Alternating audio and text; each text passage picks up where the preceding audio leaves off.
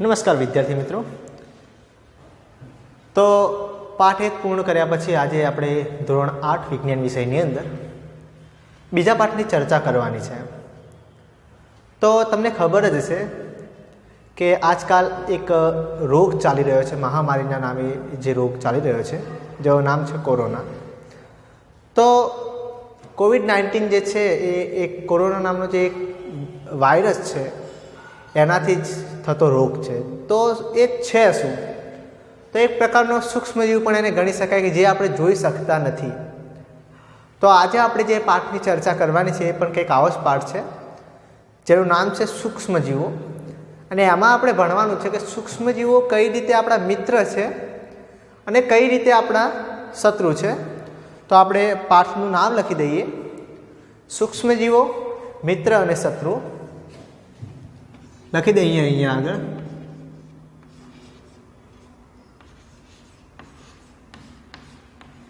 સૂક્ષ્મજીવો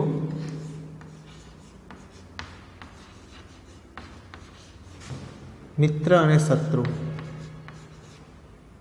તો અહીંયા આગળ આપણે સૂક્ષ્મજીવો વિશે આપણે ભણવાનું છે કે સૂક્ષ્મજીવો આપણને કઈ રીતે મદદ કરે છે, એટલે કઈ રીતે આપણે એનો ફાયદો કરાવે છે આપણને, અને કઈ રીતે આપણને નુકસાનકારક છે, એમનાથી કયા કયા નુકસાન થાય છે, એ બધી જ ચર્ચા આપણે આ પાઠમાં કરવાની છે। તો તમે જોયું હશે કે આપણી આસપાસ જેમ આપણે વનસ્પતિ જોઈએ છીએ, પ્રાણીઓ પક્ષીઓ જોઈએ છીએ, મનુષ્યો પણ જોઈએ છીએ, એના સહિત પણ કેટલાય જીવો જોઈએ છીએ, ખરું ને? પરંતુ કેટલાક એવા પણ સૂક્ષ્મજીવો છે કે જેને આપણે નરી આંખે જોઈ શકતા નથી। એવા પણ જીવો છે કે જેને આપણે નરી આંખે જોઈ શકતા નથી। તો એને શું કહેવું? તો એને સૂક્ષ્મજીવો કહીશું। તો આપણે લખવું હોય કે સૂક્ષ્મજીવો એટલે શું, એની વ્યાખ્યા આપો, તો અહીંયા આગળ લખી શકાય કેટલાક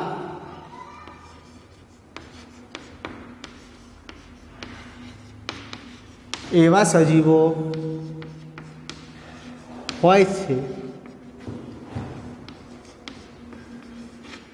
કે જેને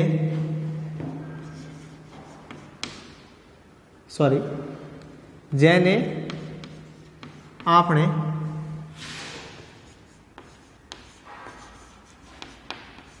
નરી આંખ વડે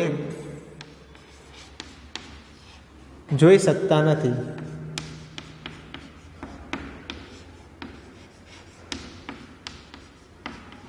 તેને આપણે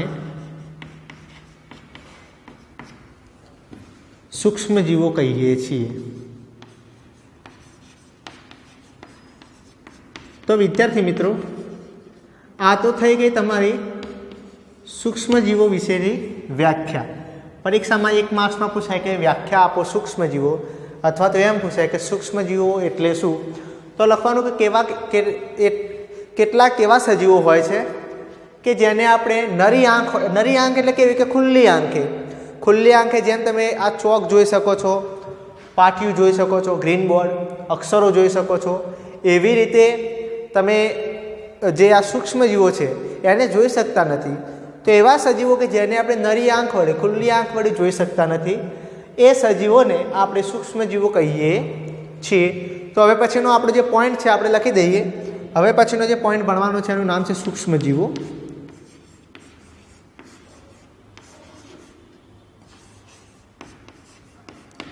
તો સૂક્ષ્મજીવો એટલે શું એ તો આપણને ખબર પડી ગઈ, પણ હવે આ જોવા ક્યાં મળે? તો આના માટે આપણે એક પ્રવૃત્તિ કરી શકીએ કે તમે બગીચામાં જે માટી હોય છે અથવા તળાવની માટી લાવો, તળાવના પાણીનું ટીપું લાવો, અને આ બધાને તમે સૂક્ષ્મદર્શક યંત્રમાં સ્લાઇડ ઉપર મૂકી અને સૂક્ષ્મદર્શક યંત્રની અંદર એને નિહાળો। તો નિહાળશો એટલે તમે જોશો કે એની અંદર તમને કેટલાક નાના નાના સૂક્ષ્મજીવો હલનચલન કરતા જોવા મળે છે। આ બધા જ સૂક્ષ્મજીવો છે તમે સૂક્ષ્મદર્શક યંત્રમાં અથવા ઇલેક્ટ્રોન માઇક્રોસ્કોપની અંદર જ જોઈ શકશો। એમને એમ તમે તળાવના પાણીમાં જોશો તમને જોવા મળશે નહીં। તો આવા બધા જે સજીવો છે એને આપણે સૂક્ષ્મજીવો તરીકે ઓળખીએ છીએ। તો આ અવલોકન પરથી આપણને એટલી તો ખબર પડી ગઈ કે જે આ સૂક્ષ્મજીવો હોય છે એ તળાવના પાણીમાં જે હોય છે અથવા તો જમીન ઉપર રહે છે. તમે ખબર પડી આપણે લખી છે કે માટી તેમજ નાના જે તળાવના પાણી હોય છે પણ એમાં આવા નાના નાના સૂક્ષ્મજીવો હોય છે, કરોડોની સંખ્યામાં સૂક્ષ્મજીવો હોય છે. હવે એવું જરૂર નથી બધા સૂક્ષ્મજીવોને આપણે જોઈ નથી શકતા અને બધાને આપણે સૂક્ષ્મજીવોમાં પણ ના મૂકી શકીએ. કેમ કે અમુક એવા છે કે જેને તમે જોઈ શકો છો, જેમ કે ફૂગ. તો બ્રેડ ઉપર વળેલી ફૂગ હોય છે, લીલા ધબ્બા હોય છે, સફેદ ધબ્બા હોય છે, બિલાડીના ટોપ જેવી હોય છે અમુક. તો એ બધાને તો તમે જોઈ શકાય છે. તો એના આધારે એના કેટલાક અલગ અલગ બધાને સૂક્ષ્મજીવોમાં નહીં મૂકીએ પણ સૂક્ષ્મજીવોના 4 અલગ અલગ પ્રકાર પાડવામાં આવેલા છે. એમાંથી અમુક પ્રકારને જોઈ શકશો, સૂક્ષ્મજીવોનો અમુક જે પ્રકાર છે એને તમે જોઈ શકતા નથી. તો કયા જોઈ શકીએ છીએ કયા જોઈ શકતા નથી એના વિશે વાત કરીએ. તો પહેલાં તો અહીંયા લખી દઈએ કે સૂક્ષ્મજીવોના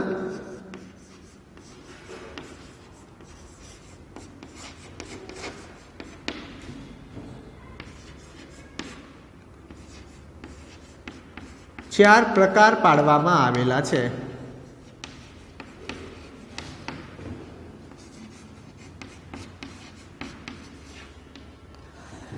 કયા કયા છે એની ચર્ચા આપણે કરીએ કે કયા કયા 4 પ્રકાર પાડેલા છે. તો એક જે પ્રકાર છે, એક પ્રકાર છે બેક્ટેરિયા.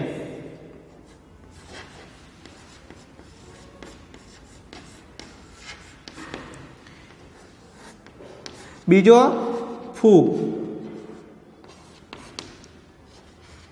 ત્રીજો પ્રજીવ અને ચોથો છે લીલ. બેક્ટેરિયા, પ્રજીવ, ફૂગ અને લીલ. તો આમ 4 પ્રકારો પાડવામાં આવેલ છે. હવે આપણે વાયરસની વાત કરીએ. આપણે હમણાં કીધું વાયરસ.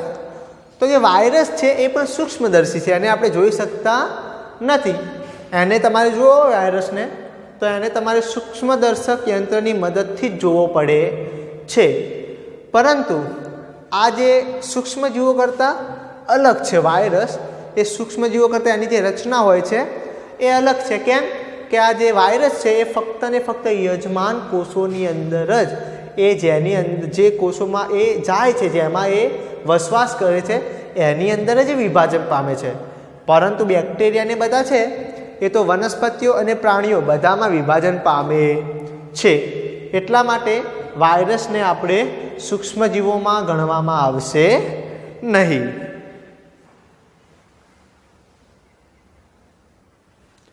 તો વિદ્યાર્થી મિત્રો, અહીંયા આગળ આપણે જોઈએ કે સૂક્ષ્મજીવોના 4 પ્રકાર છે: બેક્ટેરિયા, ફૂગ, પ્રજીવ અને લીલ.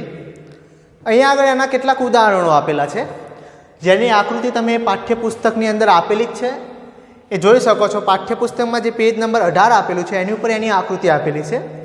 કુંતલાકાર બેક્ટેરિયા એ છે, એનો જે બેક્ટેરિયાના 2 પ્રકાર છે આપણને આપેલા છે અહીંયા આગળ, જેમાં કુંતલાકાર બેક્ટેરિયા અને દંડાણુ આકારના બેક્ટેરિયા હોય છે.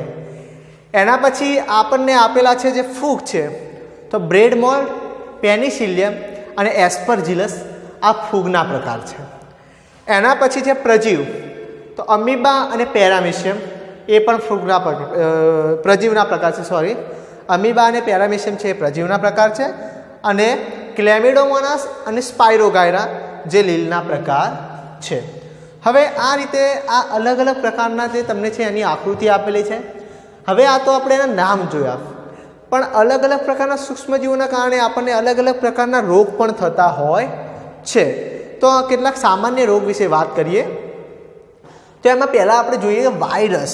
આપણે અત્યારે ચર્ચા કરી કે વાયરસ વિશે જોયું. તો વાયરસના આધારે આપણને કયા કયા રોગ થાય છે, પ્રજીવના આધારે કયા કયા રોગ થાય છે અને બેક્ટેરિયાના આધારે કયા કયા રોગ થાય છે. તો અહીંયા આગળ ખાલી લખી દઈએ આપણે કે વાયરસ. તો વાયરસના આધારે શરદી, ઇન્ફ્લુએન્ઝા, ઉધરસ, પોલિયો અને અછબડા આવા અલગ અલગ પ્રકારના રોગ છે જે વાયરસના કારણે થાય છે. શરદી,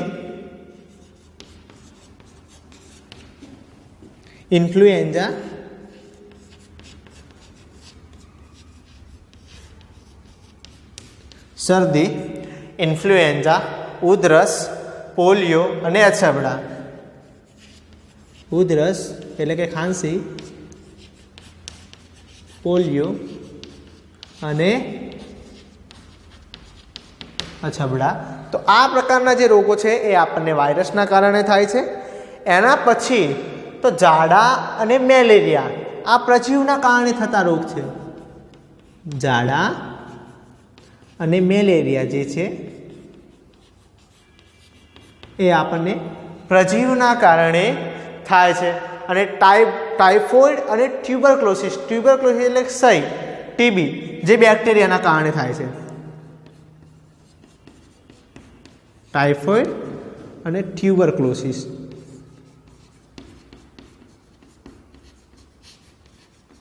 એટલે કે ટીબી જે આપણને શાના કારણે ભાઈ બેક્ટેરિયાના કારણે થાય છે. તો વિદ્યાર્થી મિત્રો અહીંયા આગળ આપણે સૂક્ષ્મજીવો વિશે, એમના પ્રકાર વિશે, એમના પ્રકારમાં કયા કયા પ્રકારના સૂક્ષ્મજીવો છે એમના નામો વિશે અને આના કારણે કેવા કેવા રોગો થાય છે એના વિશે ચર્ચા કરી વિદ્યાર્થી મિત્રો આપણે. બરાબર.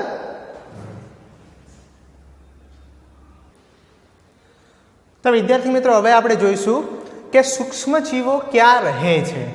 સૂક્ષ્મજીવો મોટાભાગે એમનો વસવાટ ક્યાં આગળ હોય છે એના વિશે ચર્ચા કરીશું કે સૂક્ષ્મજીવો મોટાભાગે ક્યાં રહે છે, કેવી જગ્યાએ રહે છે, એમનું રહેઠાણ કેવું હોય છે, એકલા રહે છે કે વસવાટમાં એટલે કે સમૂહમાં રહે છે, એ બધા વિશે આપણે ચર્ચા કરીશું. તો હવે લખી દઈએ કે સૂક્ષ્મજીવો ક્યાં આગળ રહે છે. આપણો હવે પોઈન્ટ છે સૂક્ષ્મજીવો ક્યાં રહે છે. એટલે ચાલો અહીંયા લખી દઈએ.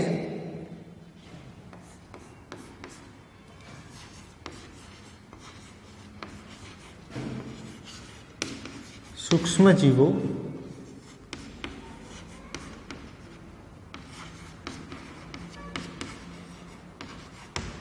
ક્યાં રહે છે. બરાબર.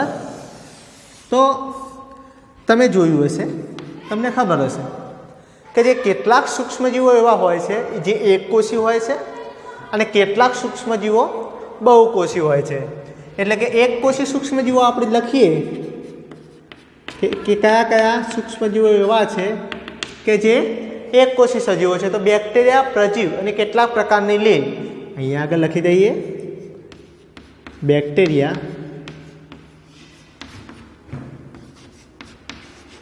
પ્રજીવ અને કેટલાક પ્રકારની જે લીલ હોય છે આ બધા એકકોષી હોય છે. અને બહુકોષી પણ સૂક્ષ્મજીવો હોય છે. તો બહુકોષી સૂક્ષ્મજીવો કયા કયા? તો લીલ અને ફૂગ આ જે છે એ બહુકોષી સૂક્ષ્મજીવો છે. લખી દઈએ અહીંયા લીલ અને ફૂગ. મારી સાથે સાથે તમે પણ પોતાની નોટબુકમાં લખતા રહેજો કે બહુકોષી, લીલ અને ફૂગ. હવે આ જે સૂક્ષ્મજીવો હોય છે એ કેવી જગ્યા પર રહે છે? તો બર્ફીલી ઠંડીથી માંડીને ખૂબ જ ઊંચા તાપમાને ઉકળતા પાણીના જરાઓમાં તેમજ દલદલયુક્ત જમીનથી રણ જેવા રણ વિસ્તારની અંદર પણ સૂક્ષ્મજીવો તમને જોવા મળે છે. હવે આ જે સૂક્ષ્મજીવો છે એ વાતાવરણના દરેકે દરેક ભાગમાં તમને જોવા મળી શકે છે. મનુષ્ય શરીરમાં, પ્રાણીઓ ઉપર, એમના શરીરમાં, વૃક્ષો ઉપર, આ બધી જગ્યાએ સૂક્ષ્મજીવો જોવા મળે છે. કેટલાક સૂક્ષ્મજીવો એ અન્ય સજીવો ઉપર આશ્રિત હોય છે. કેટલાક સૂક્ષ્મજીવો છે એ બીજા સજીવોની ઉપર આધાર રાખે છે, એમના ઉપર આધાર રાખીને પોતાનું જીવન જીવતા હોય છે. જ્યારે કેટલાક સૂક્ષ્મજીવો એવા પણ હોય છે જે સ્વતંત્ર જીવતા હોય છે. જેમ કે અમીબા છે.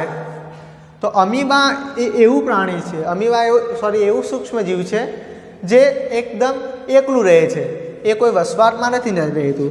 તો અહીંયા લખીએ કે જે અમીબા છે એ પોતાનું જીવન એકલું જીવે છે. જ્યારે ફૂગ તેમજ જે બેક્ટેરિયા છે એ વસાહતમાં રહે છે. ફૂગ અને કેટલાક બેક્ટેરિયા વસાહતમાં રહે છે. એટલે કે સમૂહમાં પોતાનું જીવન વિતાવે છે. તો આમ તમે જોયું કે સૂક્ષ્મજીવો ક્યાં રહે છે અને એમને રહેવા માટે કેવા પ્રકારનું વાતાવરણ જોઈએ છે. તો દરેક પ્રકારના વાતાવરણમાં રહી શકે છે.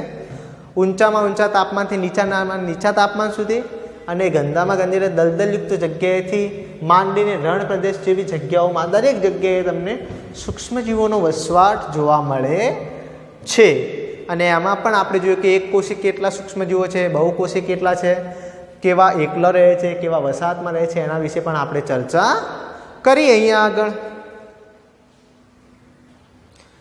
હવે વિદ્યાર્થી મિત્રો એના પછી આપણે ચર્ચા કરવાની છે કે સૂક્ષ્મજીવો અને આપણે એટલે કે સૂક્ષ્મજીવો આપણને કઈ રીતે ઉપયોગી થાય છે, બરાબર. તો એના વિશે આપણે ચર્ચા કરીએ. તો જો સૂક્ષ્મજીવોને આપણે એટલે કે સૂક્ષ્મજીવો છે એમાં કેટલાક મહત્ત્વનું શું છે, તો કેટલાક આપણને લાભદાયી છે અને કેટલાક એવા છે જે આપણને રોગકારક છે, જે આપણી અંદર રોગ પેદા કરે છે. તો એમાંથી આપણે આજે જોઈશું કે કેટલાક એવા સૂક્ષ્મજીવો છે કેવા એવા છે કે જે આપણને લાભદાયક છે અને એવા કેટલાક સૂક્ષ્મજીવો છે જે આપણને નુકસાન કરે છે. તો આજે આપણે જોઈશું કે ઉપયોગી સૂક્ષ્મજીવો વિશે આપણે ચર્ચા કરીશું. અહીંયા આગળ લખી દઈએ ઉપયોગી સૂક્ષ્મજીવો. ઉપયોગી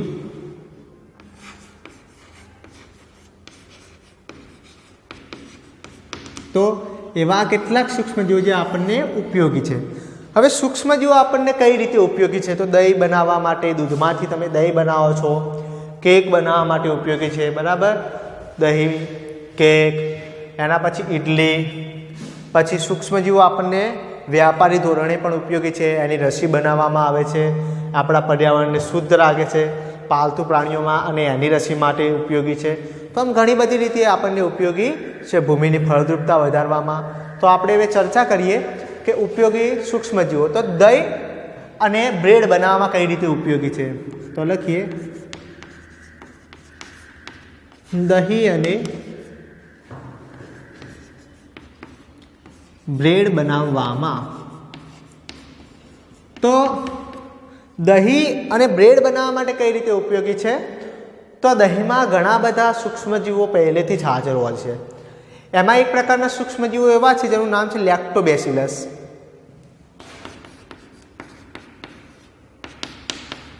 આ જે લેક્ટોબેસિલસ નામના જે સૂક્ષ્મજીવો છે એ ખાસ કરીને દૂધમાંથી દહીંમાં એનું રૂપાંતરણ કરે છે. આ બધા ભેગા મળી અને દૂધનું દહીંમાં રૂપાંતરણનું કામ કરે છે, જે દૂધમાં ધીમે ધીમે વૃદ્ધિ પામે છે અને પછી એનું દહીંમાં રૂપાંતરણ કરે છે. એવી જ રીતે એ ચીઝ, અથાણું, બરાબર, આવા ખાદ્ય પદાર્થોમાં આ પ્રકારના સૂક્ષ્મજીવો છે એ ખૂબ જ ઉપયોગી છે. તમે જોયું હશે કે આપણે કોઈક વાર આપણે જે મેદો છે અથવા લોટ છે એને એક વાટકીમાં લેવાનું અને એની અંદર પાણી ઉમેરી અને એનું મિક્સ કંકણ બનાવી દેવાનું. હવે એની અંદર એક ચપટી ઈસ્ટ પાવડર ઉમેરી અને એને 1 કલાક સુધી પડે રહેવા દો અને એના પછી એનું નિરીક્ષણ કરો તો તમે જોશો કે એ જે પાવડર છે આખો ફૂલી જાય છે. કેમ કે એ જે ઈસ્ટ છે એનું ઝડપથી વિભાજન થાય છે અને એના શ્વસન દરમિયાન એમાંથી CO2 આવે છે એ મુક્ત થાય છે, તો એટલા માટે એ ફૂલી જાય છે. તો આ જ પ્રક્રિયા બ્રેડ, પેસ્ટ્રી વગેરેની અંદર પણ આ મૂળભૂત પ્રક્રિયા છે, જે પ્રક્રિયાની મદદથી તમે બ્રેડ, પેસ્ટ્રીને બનાવી શકો છો. તો આમ દહીં અને બ્રેડ બનાવવા માટે આપણે સૂક્ષ્મજીવો ઉપયોગી છે. બીજું, સૂક્ષ્મજીવોનો વ્યાપારી ધોરણે ઉપયોગ.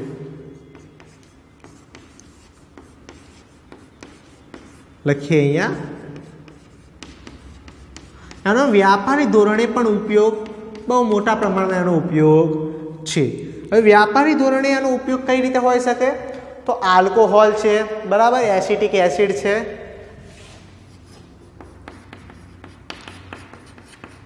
Alcohol, acetic acid. તો આવા બધા પદાર્થોને મોટા મોટા કારખાનાઓમાં બનાવવામાં આવે છે પણ સૂક્ષ્મજીવોનો ઉપયોગ કરીને. તો આવા બધા પદાર્થોને બનાવવા માટે આપણે સૂક્ષ્મજીવોનો ઉપયોગ કરે છે. એમાં તમે જોયું કે દહીં અથવા ચોખા, કચડેલા જે ચગદાયેલા જે ફળો છે એનો રસ છે, તાજો રસ, એ બધા રસો, આ રસ છે એમાં રહેલા જે પ્રાકૃતિક જે એની અંદર તમે આ પ્રકારના ઉપયોગી જે સૂક્ષ્મજીવો છે એને ભેળવીને એનું તમે આલ્કોહોલ બનાવી શકો છો. તો આ રીતે ઈસ્ટ પાવડર નાખીને એને તમે આલ્કોહોલમાં ફેરવી શકો છો. તો આમ તમે સૂક્ષ્મજીવો છે એ વ્યાપારી ધોરણે એનો બહુ મોટા પાયે ઉપયોગ થાય છે. બીજું કે જે આ ઈસ્ટ જેવા જે છે, આ ઈસ્ટ ને બધા છે એમનો ઉછેરીને આલ્કોહોલ બનાવો તમે એની અંદર, તો એ ઉપયોગી છે. હવે આ ઈસ્ટ શું કરે છે, એની અંદર શર્કરાનું પ્રમાણ વધારે છે અને શર્કરા વધી જાય એટલે એમાં આલ્કોહોલ બની જાય છે અને એમાં આપણને કેટલીક વાર સુગંધ પણ આવતી હોય છે. તો શર્કરાને આલ્કોહોલમાં શર્કરા જે છે આલ્કોહોલ છે એની અંદર જે ઈસ્ટનું શર્કરામાં રૂપાંતરણ થશે એટલે તમને કેટલીક સુગંધ પણ કેટલાક પ્રકારની આવતી હોય છે. અને આ જે પ્રક્રિયા જે છે એને આપણે આથવણ કહીશું. આથવણ એટલે શું, પરીક્ષામાં 1 માર્ક્સમાં પૂછાય છે. તો શર્કરાનું આલ્કોહોલમાં રૂપાંતર થવાની ક્રિયાને આથવણ કહેવામાં આવે છે. અહીંયા આગળ લખી શકાય, શર્કરાનું જે છે શર્કરાનું આલ્કોહોલમાં રૂપાંતર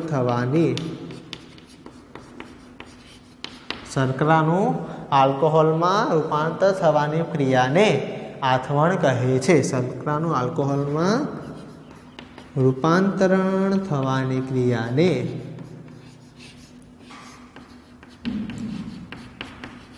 આથવણ કહે છે. શું કહે છે ભાઈ? એની શોધ કોને કરી હતી?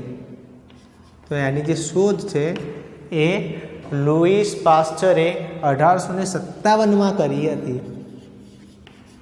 લૂઈસ પાસ્ચરે છેક 1857માં કરેલી છે. હવે એના પછીનો જે ટોપિક છે કે એના પછી આ બે તો જોયું, એના પછી આપણને ક્યાં ઉપયોગી છે? તો સૂક્ષ્મજીવો છે એ ઔષધીય ઉપયોગ છે. સૂક્ષ્મજીવોનો ઔષધીય ઉપયોગ, ઔષધીય ક્ષેત્રે પણ એનો ઉપયોગ થાય છે. તો ઔષધીય ક્ષેત્રે એનો ઉપયોગ કઈ રીતે થાય છે તો એના વિશે આપણે ચર્ચા કરીએ. તો ઔષધીય ઉપયોગ કયો છે એનો? તો આ જે સૂક્ષ્મજીવો છે એ સૂક્ષ્મજીવોમાંથી કેટલાક પ્રકારની ઘણી બધી ઔષધિઓ દવાઓ બનાવવામાં આવે છે. દાખલા તરીકે આપણે કોઈ બીમાર હોઈએ અને આપણે દવાખાને જઈએ તો ડૉક્ટર છે પેનિસિલિયમનું ઇન્જેક્શન આપે છે. તો આ શું છે, એક પ્રકારની એન્ટીબાયોટિક ગોળી આપે છે અથવા એન્ટીબાયોટિક દવા આપે છે.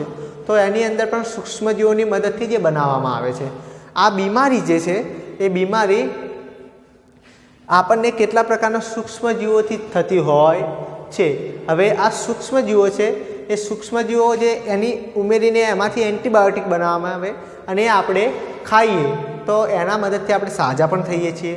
તો આજકાલ આ જે બેક્ટેરિયા છે એ બેક્ટેરિયા અને ફૂગમાંથી આવા કેટલાય પ્રકારની એન્ટીબાયોટિક્સ બનાવવામાં આવે છે. સૂક્ષ્મજીવ બેક્ટેરિયા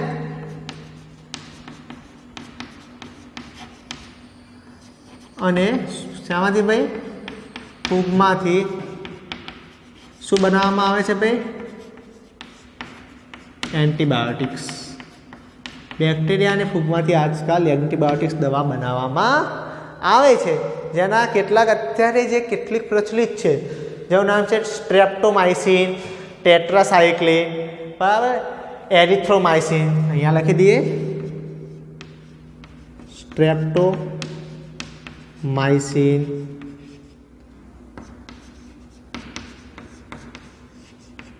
એરિથ્રોમાઇસિન, એના પછી ટેટ્રાસાયક્લિન. તો આ બધી જે દવાઓ છે એ એન્ટીબાયોટિક્સની કેટલાક પ્રચલિત દવાઓ છે. તો આ બધી દવાઓ આજકાલ બહુ જ ઉપયોગમાં આવે છે. આ જે એઝિથ્રોમાઇસિન છે આ બધી સામાન્ય રીતે અત્યારે વધારે પ્રમાણમાં ઉપયોગમાં લેવાય છે આ દવા. અને આ શું છે? તો આ એન્ટીબાયોટિક્સ છે. હવે એનું થાય શું, એ કઈ રીતે કામમાં આવે? તો એ દવા લેવાથી આપણી અંદર કેટલાક એન્ટીબાયોટિક્સ ઉત્પન્ન થાય છે જે પેલા રોગકારક સૂક્ષ્મજીવો જે છે એની સામે લડત આપે છે અને આપણને એ બચાવે છે. હવે પાલતુ પ્રાણીઓ છે, આ પાલતુ પ્રાણીઓ જેવા મરઘા છે અથવા તો કોઈ વનસ્પતિ છે આમાં આપણે પાણી પાઈએ તો આ પાલતુ પ્રાણીઓના આહારની અંદર અને વનસ્પતિને જે પાણીને આપો છો અથવા ખાતરને આપો છો એની અંદર આપણે એન્ટીબાયોટિક્સ દવા ઉમેરીએ છીએ અને એમને આપણે રોગ સામે રક્ષણ આપીએ છીએ. એના પછી રસી વિશે જોઈએ કે રસીની અંદર કઈ રીતે રસી બનાવવામાં, કઈ રીતે સૂક્ષ્મજીવો ઉપયોગી છે. તો તમે જોયું હશે કે રોગકારક જે સૂક્ષ્મજીવો છે, રોગકારક જે આપણને કેટલાક પ્રકારના અમુક રોગકારક સૂક્ષ્મજીવો છે એ આપણા શરીરમાં પ્રવેશે છે અને એના કારણે આપણને રોગો થાય છે.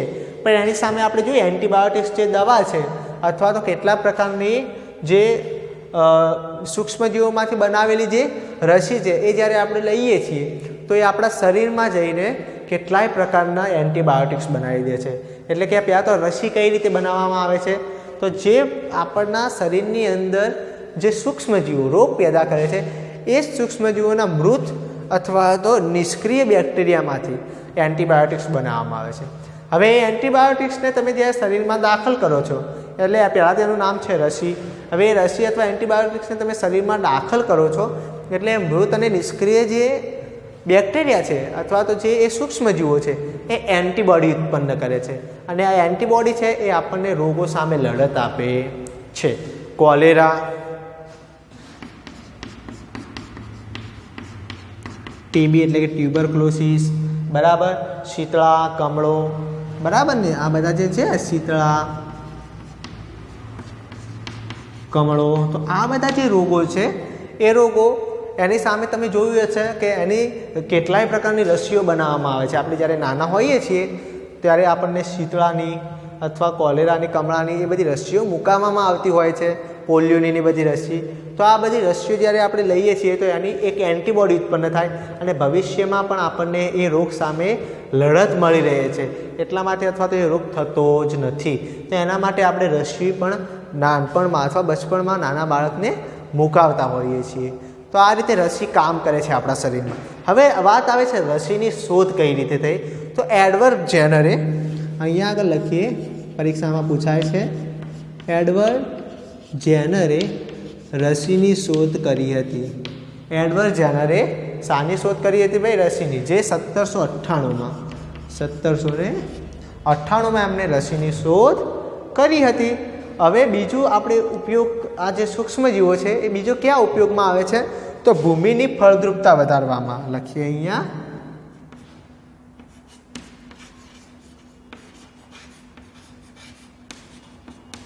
ભૂમિની ફળદ્રુપતા વધારવામાં.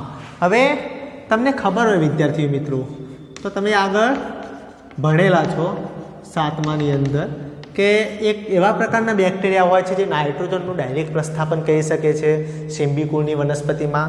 તો આ પ્રકારના જે સૂક્ષ્મજીવો છે, જે એ સૂક્ષ્મજીવો અથવા કેટલા પ્રકારની નીલહરિત લીલ બેક્ટેરિયા એ આવા નાઇટ્રોજનનું ડાયરેક્ટ ભૂમિની અંદર સ્થાપન કરે છે. એટલે ભૂમિની અંદર નાઇટ્રોજનની કમી થવા દેતા નથી અને આમ એ ભૂમિની ફળદ્રુપતામાં વધારો કરે છે.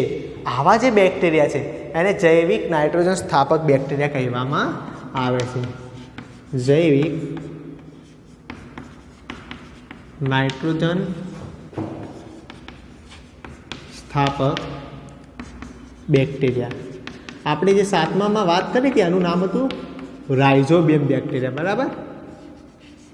તો આ પ્રકારના જે બેક્ટેરિયા છે એ નાઇટ્રોજનનું વાતાવરણમાંથી એ નાઇટ્રોજનનું ક્યાં સ્થાપન કરે છે ભાઈ? જમીનની અંદર. અને આ રીતે ભૂમિની ફળદ્રુપતા વધારવામાં મદદ કરે છે. એના પછી પર્યાવરણના શુદ્ધિકરણમાં, પર્યાવરણના શુદ્ધિકરણમાં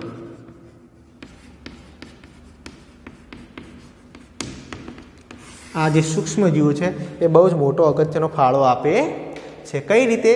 તો દાખલા તરીકે આપણે એક પ્રવૃત્તિ દ્વારા અથવા સમજવાની કોશિશ કરીશું કે આપણે બે કુંડા લો. હવે એક કુંડાની અંદર આપણે ફળ અને એની જે કચરો છે, ફળો અને શાકભાજી, એ નાખીશું. બીજા કુંડાની અંદર કાચ, મીણિયાની અથવા પોલિથીનની થેલી અને એ બધું નાખીશું. હવે થોડા દિવસ પછી આપણે આ વૃક્ષોની વૃદ્ધિ જોવાની. તો એની અંદર જે આપણે નાખ્યા હતા ફળો અને શાકભાજીની સાલ અને ફળોની સાલ ને શાકભાજીનો કચરો ને, તો એ થોડા દિવસ, અઠવાડિયા, 10 દિવસ, 15 દિવસ જોઈશું તો એના છાલનું ને બધું વિઘટન થવા લાગ્યું છે, જ્યારે પોલિથીનની કોથળીઓ એવી ને એવી છે. તો કેમ એવું થયું? તો કેટલા પ્રકારના બેક્ટેરિયા આપણે વાત કરી હમણાં કે જમીનમાં અને આમાં રહેલા હોય છે. તો આ બેક્ટેરિયા આ બધા જે કાર્બનિક કચરો છે એનું રૂપાંતરણ સરળ પદાર્થોમાં કરે છે. વનસ્પતિના જે મૃત જૈવિક જે કાર્બનિક કચરો છે એનું અને કેટલાક દુર્ગંધ મારતા પ્રાણીઓ છે એનું સરળ પદાર્થોમાં રૂપાંતરણ કરે છે, અને એનું વનસ્પતિનો જે કચરો છે એનું જૈવિક ખાતરમાં પણ એ રૂપાંતરણ કરે છે. તો આ રીતે આ બેક્ટેરિયા પર્યાવરણને પણ શુદ્ધિકરણ કરવાનું કાર્ય કરે છે. હવે કેટલી વખતે કોઈ પ્રાણી મરી જાય તો એ અઠવાડિયું એની દુર્ગંધ મારે, મહિનો મારે, પણ એમ ધીમે ધીમે એ પછી દુર્ગંધ ઓછી થાય છે, અને ધીમે ધીમે જો તમે 2-3 મહિના પછી જુઓ તો ત્યાં આગળ કશું જોવા મળતું નથી. તો ક્યાં ગયું એ બધું માંસને? તો એ જે બેક્ટેરિયા જે છે એ બેક્ટેરિયાનું વિઘટન કરી દે છે અને એનું સરળ પદાર્થની અંદર રૂપાંતરણ કરી દે છે. શું કરે છે ભાઈ? જે બેક્ટેરિયા છે આ બેક્ટેરિયા દુર્ગંધ મારતા જે મૃત પ્રાણીઓ અને શાકભાજી કે વનસ્પતિના જે ભાગો છે, કેવા ભાઈ? મૃત જૈવિક કાર્બનિક જે ભાગો છે એ મૃત ભાગોનું સરળ પદાર્થમાં રૂપાંતરણ કરે છે. તો આ રીતે પર્યાવરણના શુદ્ધિકરણમાં પણ આ સૂક્ષ્મજીવો ખૂબ જ અગત્યનો ફાળો ભજવે છે. અહીંયા આગળ આપણે જોયું દહીં અને બ્રેડ બનાવવામાં વ્યાપારી ધોરણે કઈ રીતે ઉપયોગ છે, એના ઔષધીય ઉપયોગ, રસી કઈ રીતે બનાવવામાં આવે છે સૂક્ષ્મજીવોમાંથી, ભૂમિની ફળદ્રુપતા કઈ રીતે વધારી શકાય છે, અને પર્યાવરણના શુદ્ધિકરણમાં પણ એ કઈ રીતે ફાળો આપે છે. તો આટલા સુધી વિદ્યાર્થી મિત્રો તમારી પાઠ્યપુસ્તકમાં વાંચી અને સુંદર રીતે જે લખીએ છીએ એ અને પાઠ્યપુસ્તકમાંથી પણ બીજા અગત્યના મુદ્દાઓ લખી અને સુંદર પ્રકારની એક નોટ તૈયાર કરવાની છે તમારે બધાએ.